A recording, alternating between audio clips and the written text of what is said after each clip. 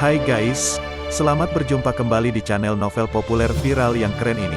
Sebelum mengikuti kelanjutan kisah Dev atau Camping yang semakin seru dan mendebarkan ini, mohon bantuan kalian untuk subscribe, like, komen dan share video-video yang ada di channel ini ya. Perlu diketahui bahwa novel Perintah Kaisar Naga ini adalah termasuk kategori novel ongoing. Jadi waktu update dan jumlah bab setiap hari menyesuaikan dengan update dari autornya.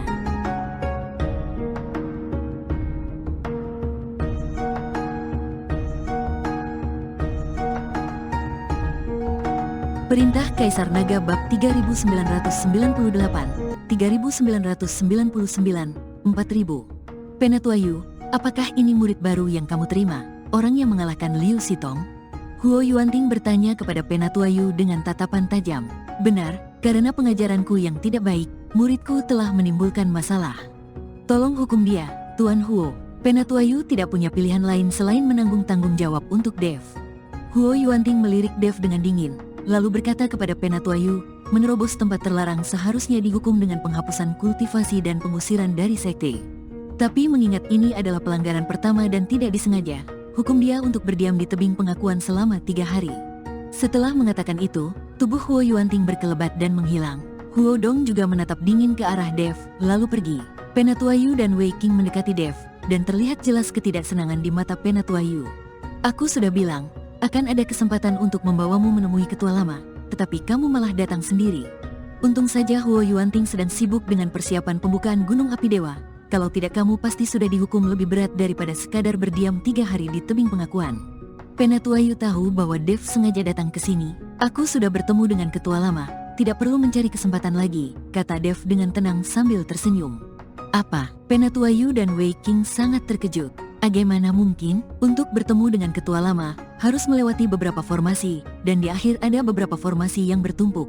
Di dalam formasi tersebut ada formasi pembunuh. Bahkan Penatua Cui bilang dia tidak bisa melewati itu. Bagaimana kamu bisa melewati semua formasi itu dan bertemu dengan ketua lama? Penatua Yu jelas tidak percaya pada Dev. Tidak percaya, ya sudah. Aku benar-benar sudah bertemu dengan ketua lama. Gejala kegilaannya sudah hilang. Tapi kesadarannya sangat terganggu dan dia butuh waktu untuk memulihkan diri. Setelah ketua lama pulih, dia akan kembali memimpin Sekte Api Ungu, kata Dev. Adik laki-laki, apa yang kamu katakan itu benar, kan? Kamu tidak bohong, kan?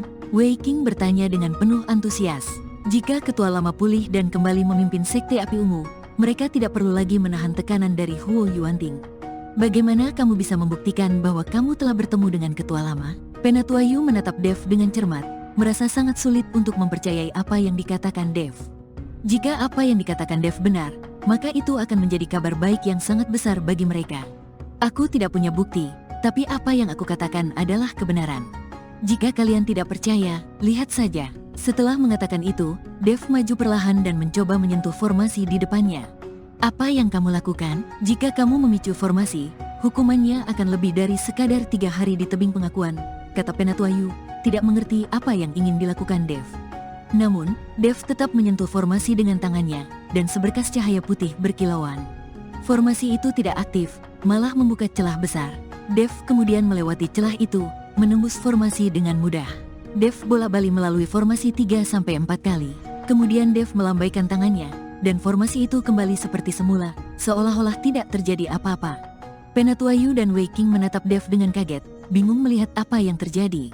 Mereka tidak bisa mengerti bahwa Dev ternyata mengerti seni formasi. Apakah Dev juga seorang ahli formasi? Sekarang kalian seharusnya percaya bahwa aku bisa bertemu dengan ketua lama, kan? Formasi ini bagiku seperti permainan anak-anak, tidak bisa menghentikanku. Tapi apa yang aku katakan tidak boleh diberitahukan kepada orang lain, agar Huo Yuanting tidak mengetahui dan melakukan serangan tiba-tiba, kata Dev kepada Penatuayu. Tenang saja, tidak ada yang akan tahu. Penatuayu memandang Dev dengan kagum, lalu berkata, tapi kamu tetap harus pergi ke tebing pengakuan selama 3 hari. Aku tidak bisa membantumu untuk itu. Sekte Api Ungu bahkan tidak memiliki gunung. Dari mana datangnya tebing pengakuan? Lagi pula, hanya 3 hari. Aku bisa menggunakan waktu itu untuk bermeditasi, kata Dev tanpa memedulikan hukuman di tebing pengakuan. Dev tidak keberatan tinggal di tebing pengakuan selama 3 hari. Adik laki-laki, tebing pengakuan hanyalah sebuah ruangan, tetapi tinggal di dalamnya bukanlah hal yang mudah. Jika bisa bermeditasi dengan tenang di sana, semua orang pasti ingin ke sana. Namun, di dalam tebing pengakuan, ada energi yang akan mengganggu pikiranmu dan membuatmu merasa sangat menderita. Pikiranmu akan mengalami berbagai kesulitan, seolah-olah semuanya benar-benar terjadi. Kamu harus sangat berhati-hati. Meskipun 3 hari tidak akan membahayakan nyawamu, tubuh dan pikiranmu pasti akan terluka, dan kamu perlu waktu untuk memulihkannya. Wei Qing menjelaskan tentang tebing pengakuan kepada Dev, memperingatkannya agar tidak meremehkan situasi. Kamu tidak perlu terlalu khawatir. Dengan kemampuanmu saat ini, 3 hari di tebing pengakuan tidak akan membahayakanmu, kata Penatua Yu untuk menenangkan Dev. Dev mengangguk, lalu mengikuti Penatua Yu dan Wei Qing ke tebing pengakuan. Tebing pengakuan hanya sebuah gubuk tua dengan papan bertuliskan, tebing pengakuan, di atas pintunya. Dev membuka pintu dan masuk ke dalam. Di dalamnya hampir tidak ada apa-apa, hanya sebuah tikar jerami yang terlihat kotor. Lingkungan ini terlihat seperti sudah lama tidak ada yang datang, kata Dev sambil mengamati sekeliling, lalu duduk di tikar jerami itu. 3 hari adalah waktu yang singkat bagi seorang kultivator. Ketika memasuki kondisi meditasi, waktu akan berlalu dengan cepat. Namun, begitu Dev duduk dan mulai memusatkan energinya untuk bermeditasi, dia merasakan ada energi yang muncul di dalam lautan kesadarannya, dan energi ini terus berkumpul. Energi ini bukan berasal dari dalam dirinya, dan Dev tidak bisa mengendalikannya. Namun, karena Wei Qing telah memperingatkannya sebelumnya, Dev tidak panik. Ini pastilah energi yang digunakan oleh tebing pengakuan untuk mengendalikan lautan kesadarannya. Dev tidak berusaha melawan energi ini. Seiring dengan energi yang memenuhi lautan kesadarannya, Dev mulai merasakan panas yang menyengat di seluruh tubuhnya. Ketika membuka matanya, dia melihat sebuah gunung yang tinggi menjulang di depannya, berwarna merah menyala seperti gunung berapi. Dev duduk di depan tebing yang lurus, dengan 3 kata, tebing pengakuan, terukir di atasnya. Saat itulah Dev menyadari asal mula nama tebing pengakuan. Ketika memasuki ruangan itu, ia benar-benar dibawa ke tebing ini. Saat Dev mengamati tebing pengakuan, tiba-tiba api dari puncak gunung mengalir deras seperti banjir. Dev mencoba menghindar, tetapi tidak bisa. Segera, tubuh Dev diselimuti api. Rasa terbakar yang menyiksa membuat Dev sangat menderita. Dia mencoba menggunakan es api dinginnya untuk melawan panas ini, tetapi tidak ada efeknya. Es api dinginnya seolah kehilangan kekuatannya. Apa yang terjadi? Dev terkejut. Ini adalah ilusi. Es api dinginmu tentu saja tidak berguna. Semua yang kamu lihat dan rasakan adalah hasil dari kontrol energi di lautan kesadaranmu. Karena lautan kesadaranmu dikendalikan, perasaan apapun yang mereka ingin kamu rasakan, itulah yang akan kamu rasakan, jelas Raja Iblis Awan menjelaskan. Dev akhirnya memahami situasinya. Dia mungkin masih berada di dalam ruangan tua itu, tetapi lautan kesadarannya dikendalikan, sehingga dia melihat semua ini. Tanpa pilihan lain, Dev harus menahan panasnya api dengan tubuhnya. Rasa terbakar membuatnya merasa cemas dan hampir gila. Lihatlah tebing itu. Tiba-tiba, Raja Iblis Awan Merah memperingatkan Dev. Dev mengerutkan kening, melihat tebing itu. Ia hanya melihat 3 kata, tebing pengakuan, dan tidak ada yang lain. Aku tidak melihat apa-apa. Apa yang kamu lihat? Tanya Dev dengan bingung. Teknik, itu adalah teknik. Tenangkan dirimu dan lihatlah dengan seksama. Raja Iblis Awan Merah mengingatkannya. Dev mendengarkan dengan seksama, kemudian menarik napas dalam-dalam. Meskipun api terus membakar tubuhnya, ia tidak lagi membiarkan pikirannya melayang. Ia mengucapkan mantra penenang hati, berusaha keras untuk menjaga kesadarannya tetap jernih. Seiring dengan Dev yang semakin tenang, sensasi terbakar di tubuhnya pun berkurang. Dev menatap tebing di depannya, dan melalui api yang menyala-nyala, tulisan-tulisan mulai muncul di atas tebing pengakuan.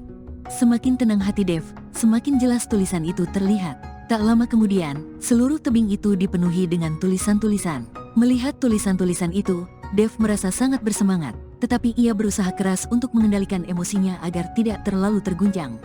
Tubuh api sejati, ini adalah teknik pemurnian api. Setelah membaca teknik itu sekali, Dev perlahan menutup matanya dan mulai berlatih sesuai dengan teknik yang tertulis di tebing pengakuan. Tidak lama kemudian, dalam lautan kesadaran Dev, muncul sebuah bayangan samar yang tampak persis seperti dirinya, seperti roh sejati Dev. Namun, roh sejati biasanya tidak muncul di lautan kesadaran. Bahkan Raja Iblis Awan Merah yang melihat bayangan itu merasa sangat penasaran. Namun, Raja Iblis Awan Merah tidak mengganggu Dev, melainkan hanya memperhatikan dengan diam. Bayangan samar itu terlihat sangat kabur dan tidak memiliki energi apapun. Namun, seiring dengan Dev yang terus mengoperasikan teknik itu, muncul 5 bola api murni di sekitar bayangan tersebut, yang merupakan 5 jenis api murni yang dikuasai oleh Dev. 5 jenis api murni itu berputar, mulai menyucikan diri. Pada awalnya, karena proses penyerapan dan pemurnian yang tidak sempurna, api murni Dev tidak sepenuhnya murni. Namun, sekarang 5 jenis api murni itu menjadi sangat murni dan kekuatannya meningkat pesat. Seiring dengan pemurnian api murni, tubuh Dev juga mengalami pemurnian. Bayangan samar itu sebenarnya adalah tubuh api sejati Dev, tetapi karena Dev baru saja mulai berlatih, tubuh hukum itu masih dalam bentuk yang sangat kabur. Seiring dengan pemurnian tubuh hukum itu, tubuh fisik Dev juga meningkat. Dengan demikian, di masa depan, apapun yang dilakukan Dev, ia bisa membiarkan tubuh hukum itu berlatih di dalam lautan kesadarannya, sehingga tingkat kultivasinya akan terus meningkat. Dengan demikian, Dev tidak perlu lagi menutup diri untuk berlatih. Bahkan dalam pertempuran, latihan tubuh api sejatinya akan tercermin pada dirinya sendiri. Namun, Dev saat ini belum sepenuhnya memahami tubuh api sejati. Dia baru saja mulai merasakan latihan ini, dan seiring dengan pendalaman latihannya, Dev pasti akan mendapatkan pemahaman yang lebih mendalam tentang tubuh api sejati. Sementara Dev berlatih tubuh api sejati di tebing pengakuan, Penatua Tian sudah pergi ke Sekte Liang Yi untuk meminta bantuan ahli formasi. Karena para penatua tidak setuju untuk membuka gunung api suci, Huo Yuanting memutuskan untuk mencari ahli formasi sendiri untuk membuka gunung api suci. Ketua Sekte, Penatua Gu dari Sekte Liang Yi telah tiba. Penatua Tian masuk ke aula besar, berbicara kepada Huo Yuanting. Tidak disangka Penatua Gu datang sendiri. Mohon maaf atas sambutan yang kurang pantas, kata Huo Yuanting dengan sopan saat menyambut Gu Tianzhao dengan hormat. Jika Dev melihat Gu Tianzhao ini, dia pasti akan langsung mengenalinya sebagai orang yang pernah merugikan Putri Penatua Xia di Pavilion Wantong. Saat itu, Dev berhasil menghancurkan formasi jiwa ribuan roh, dan sisa jiwa Gu Tianzhao berhasil melarikan diri, bersumpah untuk membalas dendam pada Dev suatu hari nanti. Pemimpin Huo, Anda terlalu sungkan. Jika Sekte Api Ungu Anda memiliki masalah, tentu saja saya harus datang.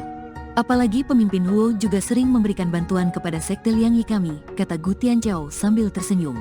Formasi pembunuh yang dibeli Huo Yuanting dengan harga tinggi berasal dari Sekte Liang Yi, jadi Huo Yuanting memiliki hubungan baik dengan mereka. Penatua Gu, kita sudah lama saling mengenal, jadi saya akan langsung ke pokok permasalahan.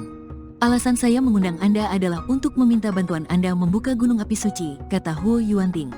Gu Tianzhao terkejut, lalu berkata, Pemimpin Huo, gunung api suci adalah gunung suci Sekte Api Ungu Anda, selalu dikurung oleh formasi.